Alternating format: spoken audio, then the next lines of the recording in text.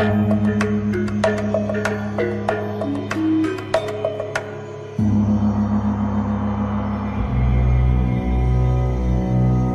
আমার কথা বিশ্বাসই করতে চায় না, অথচ আমি কি নিজের চোখকে অবিশ্বাস করব? ব্যাপারটা একটা বাড়ি নিয়ে। এই বাড়িটা আমি প্রথম দেখি তখন আমার বয়স ছিল 12। বয়েজ স্কাউট থেকে আমরা ক্যাম্প করতে গিয়েছিলাম গঙ্গানগরে। 3 দিন ধরে দারুণ হইচই হয়েছিল সেখানে। তারই মধ্যে একদিন বিকেল বেলা ছিল আমাদের যেদিকে খুশি যাও প্রোগ্রাম। সবাইকে একা একা আলাদা যে কোনো দিকে চলে যেতে হবে, ফিরতে হবে ঠিক 2 ঘন্টা পরে। 2 ঘন্টা 5 মিনিটের বেশি দেরি হলেই শাস্তি। আর ফিরে এসে সেদিন রাত্রিরের ক্যাম্পের বাইরে বলতে হবে সেদিনের অভিজ্ঞতা। অনেকে বানিয়ে বানিয়ে কত রকম গল্পই যে বলেছে। একজন নাকি গঙ্গানগরের কাছেই বাঘের পাল্লায় পড়েছিল, একজন দেখেছিল একটা পাইথন, 2 জন পড়েছিল ডাকাতের পাল্লায়। গুলতাপ্পি মারার ব্যাপারে কোনো নিষেধ ছিল না। একজনের গল্প শুনতে শুনতে আমরা হাসতে হাসতে খুন। আমার অবশ্য ওরকম কোনো অভিজ্ঞতা হয়নি, বানাতেও হয়নি। আমি দেখেছিলাম একটা দারুণ বাড়ি। ওরকম জমকালো বাড়ি আমি আগে কখনো দেখিনি। গঙ্গানগর ক্যাম্প থেকে বেরিয়ে আমি একলা হাঁটা দিলাম অনেকক্ষণ। সঙ্গে ঘড়ি নেই, ঠিক 2 ঘন্টার মধ্যে ফিরতে হবে সেই চিন্তা সব সময় মাথার মধ্যে। হাঁটতে হাঁটতে মনে হলো রাস্তার পাশে একটা জঙ্গল। ঢুকে পড়েছিলাম সেই জঙ্গলের মধ্যে। সেটা আসলে একটা বাগান, খুব বড় বড় আম জাম কাঁঠালের গাছ। বাগানটার মধ্যে খানিকটা যেতেই চোখে পড়ল সেই বাড়িটা। সেই 12 বছর বয়সে আমার মনে হয়েছিল ঠিক যেন একটা রূপকথার বাড়ি দেখছি, রূপকথার কিংবা ইতিহাসের। বাড়িটা ঠিক একটা দুর্গের মতন, তাও আমাদের দেশে ওরকম দুর্গ হয় না। ছবির বইতে কিংবা ইউরোপের অন্য দেশে ওরকম ছোট ছোট দুর্গের ছবি দেখেছি। সামনে একটা 2 মানুষ উঁচু লোহার গেট, তার দুপাশে দাঁড়িয়ে আছে 2 জন বন্দুকধারী পাহারাদার। গেটের দুপাশে 2টো লম্বা গম্বুজ, তাদের মাথায় একটা করে বড় ঘড়ি। ঘড়ি দুটো চলছে। প্রথমেই ঘড়ি দুটো দেখে আমার খুব ভালো লাগলো। এরকম জঙ্গলের মধ্যে এসে যে ঘড়ি দেখতে পাবো তা আশাই করিনি। তাহলে আমার ঠিক সময় ফেরার কোনো অসুবিধা হবে না। গেটের সামনে দাঁড়াতেই একজন প্রহরী জিজ্ঞেস করল, ক্যা মাংতা? আমি বললুম, কুছ নেই, দেখতা হ্যায়। প্রহরী 2 জন খুব রাগী নয়, বেশ হাসি খুশি মুখ। আমার সঙ্গে আলাপ করবার জন্য জিজ্ঞেস করল, নাম ক্যা, কাহা সে আতা হ্যায়? সব উত্তর দিয়ে আমি জিজ্ঞেস করলুম, ভিতরে একটু যেতে পারি? কাহে? ভিতরে ঘুমকে দেখেগা। প্রহরী 2 জন নিজেদের মধ্যে পরামর্শ করলো একটু। তারপর একজন ঘাড় নেড়ে বলল, নেই, হুকুম নেই। তাতে আমি খুব একটা দুঃখিত হইনি। হুকুম নেই যখন, তখন কি আর করা যাবে। প্রহরীদের সঙ্গেই গল্প করতে লাগলুম কিছুক্ষণ। ভেতরে কি কি আছে জিজ্ঞেস করলুম। তাতে জানতে পারলুম যে ওটা একটা জমিদারের বাড়ি। স্কটল্যান্ডের একটা দুর্গের অনুকরণে বাড়িটা বানানো হয়েছে, সাহেব মিস্ত্রিরা বানিয়েছে। বাড়িটার পেছনে একটা পুকুর আছে, সেটার চারপাশ সিমেন্ট দিয়ে বাঁধানো। সেখানে নাকি এত মাছ আছে যে হাত দিয়েই ধরা যায়। বাড়ির মধ্যে আছে অনেক ভালো ভালো মূর্তি, আর 2খানা ঘর ভর্তি আছে অনেক রকম অস্ত্র শস্ত্র। জমিদার বাবুর অস্ত্র শস্ত্র জমাবার শখ খুব। দেশ বিদেশ থেকে তিনি অনেক রকম বন্দুক তলোয়ার কিনে এনেছেন। এর মধ্যে অনেক ঐতিহাসিক অস্ত্রও আছে। গম্বুজের ঘড়ির দিকে বারবার চোখ রেখেছিলাম। 1 ঘন্টা পার হবার পর ফিরবো ভাব। এমন সময় ধুতি পাঞ্জাবি পরা একজন লোক সেই বাড়ির ভেতর থেকে বেরিয়ে এলেন গেটের কাছে। আমার দিকে চেয়ে জিজ্ঞেস করলেন, কি চাই?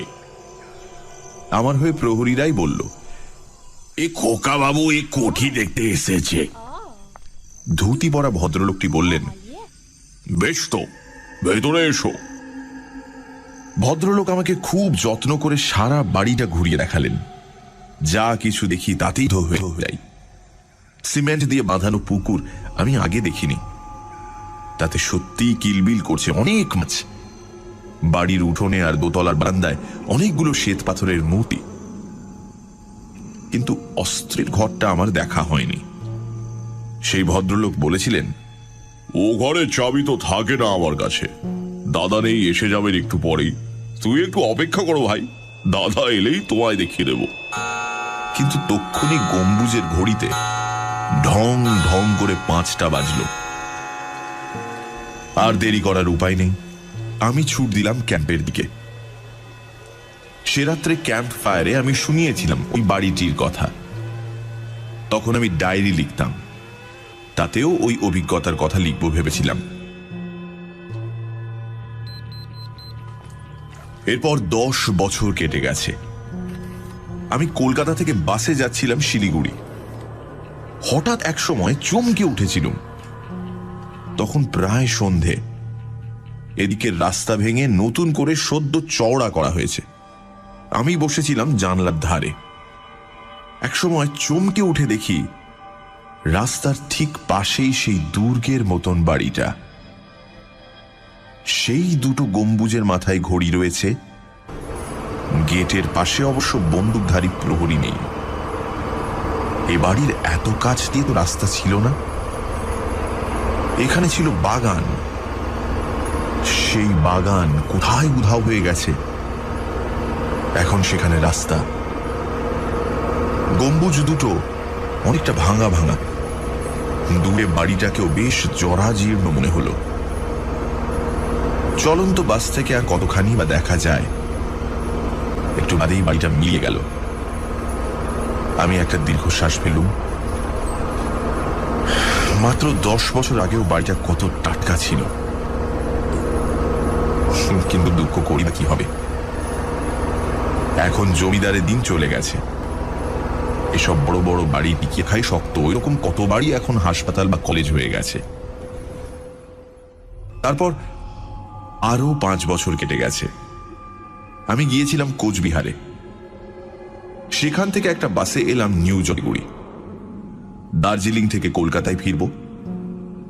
হঠাৎ ঘোষণা শোনা গেল যে কিছু দূরে রেল লাইনে একটা অ্যাক্সিডেন্ট হয়েছে, সে রাতে আর দার্জিলিং মেল যাবে না। মহা মুশকিল, অথচ সে রাতে আমায় কলকাতায় ফিরতেই হবে।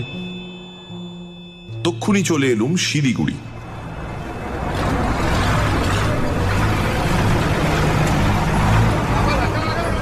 সেখান থেকে রকেট বাস তক্ষুনি ছাড়লো। ঝট করে উঠে পড়লাম।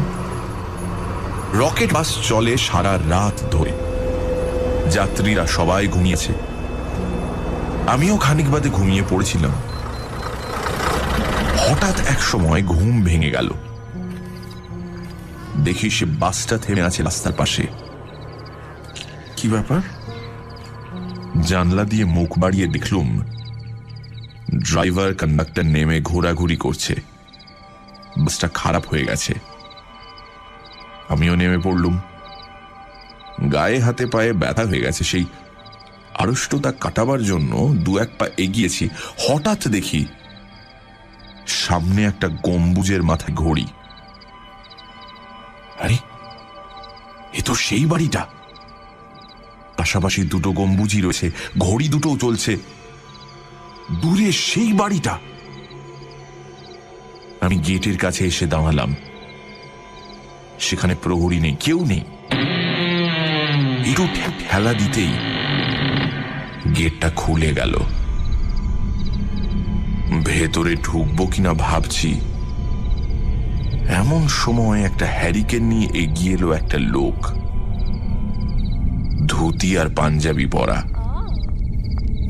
লোকটি টিকা এসে জিজ্ঞেস করলো, কি ব্যাপার?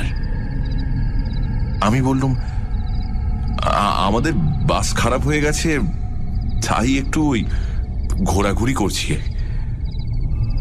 লোকটি বললেন, ও তাই, আওয়াজ শুনলাম বটে। সেই আওয়াজ শুনে আমার ঘুম ভেঙে গেল।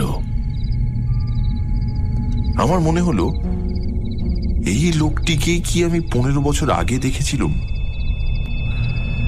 হতেও পারে। ভদ্রলোকের বয়স এখন 50-এর কাছাকাছি। ভদ্রলোক বললেন, এই শীতের রাতে আপনাদের বাস খারাপ হয়ে গেল, আপনাদের তো খুবই অসুবিধে হচ্ছে। আমি বললুম, যা মনে হচ্ছে সারা রাতেও ঠিক হবে কিনা ঠিক নেই। ভদ্রলোক বললেন, আপনারা ভেতরে এসে বিশ্রাম নিন না, আমাদের অতিথিশালা আছে, সেখানে অনায়াসেই 40-50 জন লোক থাকতে পারে। আমি বললুম, তাই নাকি?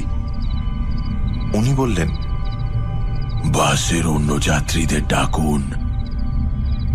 আমি ফিরে গিয়ে বাসের যাত্রীদের ডাকাডাকি করে ওই কথাটা বললুম। কেউ কোনো সাড়া দিল না, কেউ বাস থেকে নামল না।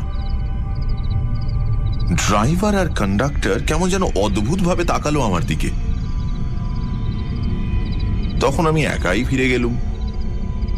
ভদ্রলোক হ্যারিকেন নিয়ে তখনও দাঁড়িয়ে আছেন। আমি বললুম, কেউ আসতে চাইল না। ভদ্রলোক হাসলেন।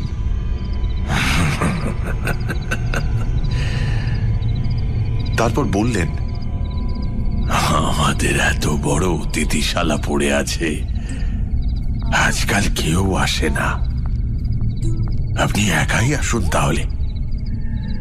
আমি বললুম, একা যাব যদি হঠাৎ বাসটা ছেড়ে যায়?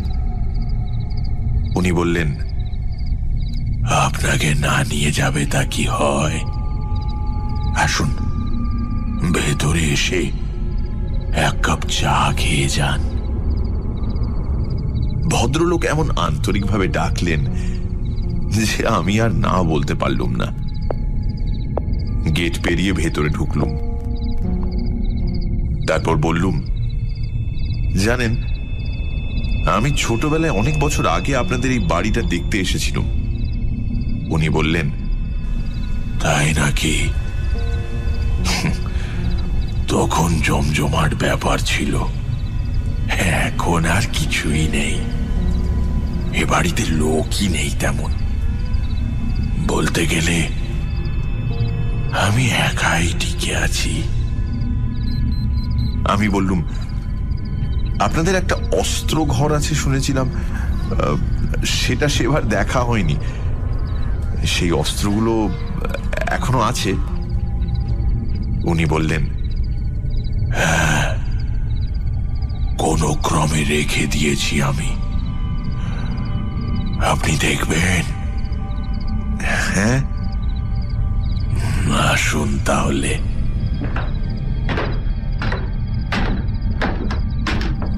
ভদ্রলোক আমায় নিয়ে উঠে এলেন দোতলায়। একটা ঘরের সামনে দাঁড়িয়ে দরজায় ঠেলা দিলেন। কোনো তালা ছিল না, দরজা আপনা আপনি খুলে গেল। হ্যারিকেনের আলোয় দেখলুম ভেতরে সাজানো রয়েছে অনেক তলোয়ার, বন্দুক, ছুরি, রিভলভার, ঢাল, বর্ম। উনি বললেন, ওই যে বড় বাঁকা তলোয়ারটা দেখছেন, ওইটা শিবাজির তলোয়ার।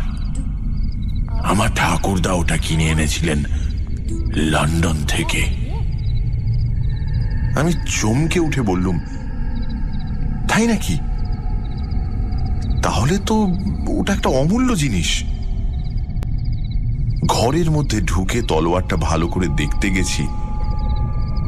এমন সময় বাইরের গম্বুজের ঘড়িতে পরপর 5 বার ঘন্টা বাজল।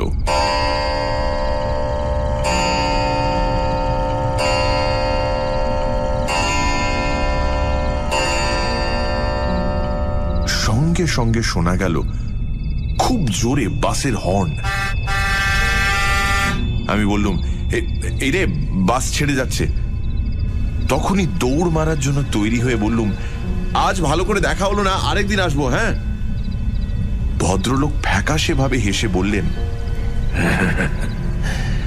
আসবেন।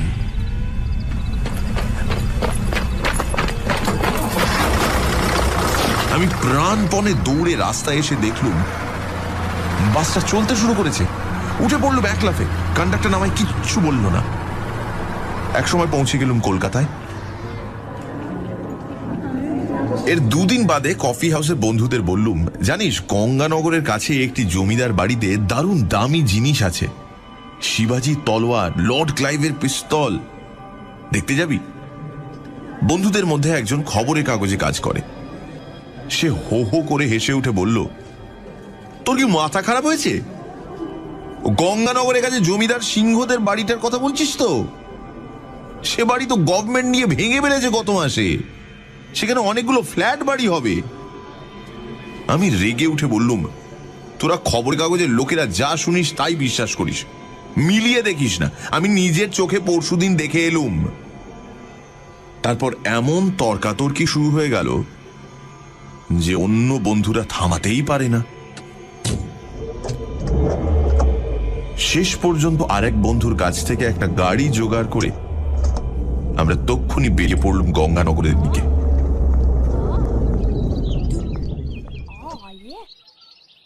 সেই ঘড়িওয়ালা গম্বুজ দুটোর পাশে বসে আমার বুক ঢিপ ঢিপ করতে লাগলো। গম্বুজ দুটো আর লোহার গেটটা ঠিকই আছে, কিন্তু দুর্গের মতন বাড়ি নেই। সেখানটা একদম ফাঁকা। সাংবাদিক বন্ধুটি বলল, দেখলি বাড়িটা ভেঙে ফেলা হয়েছে কিনা? আমি ক্ষীণভাবে বলতে চাইলুম, পরশুদিনও ছিল বোধহয়, তারপর ভেঙেছে। বন্ধুটি বলল, ধ্যাৎ, অত বড় বাড়ি ভাঙতেই তো 3-4 মাস লাগে। আমার সারা গা কাঁপতে লাগলো, দরদর করে ঘাম বেরিয়ে এলো। সেদিন ভোর 5টার সময় তাহলে আমি কি দেখলাম?